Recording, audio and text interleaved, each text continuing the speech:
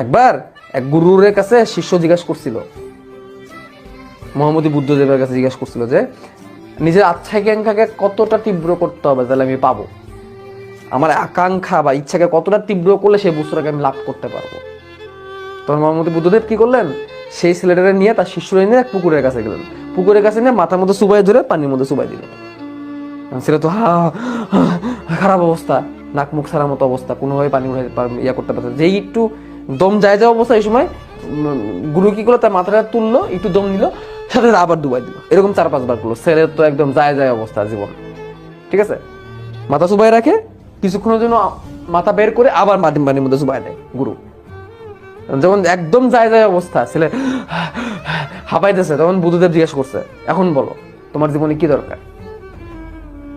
তখন শিষ্য বলতেছে বাতাস বাতাস বাতাস দরকার, কারণ তার তো দম যায় অবস্থা। তখন গুরু বলছে কেমন দরকার বাতাস? তখন শিষ্য বলতেছে জীবন মরণ দরকার, জীবন মরণ দরকার, আমার জীবন মরণ দরকার।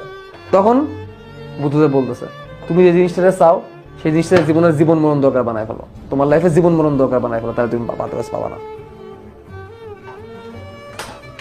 যদি পাইতে চাও, যেটা পাইতে চাও জীবন মরণ দরকার বানাও, পাইলে এসপার না পাইলে ওসপার, তাহলে যা পাবা, আদরাস পাবা না।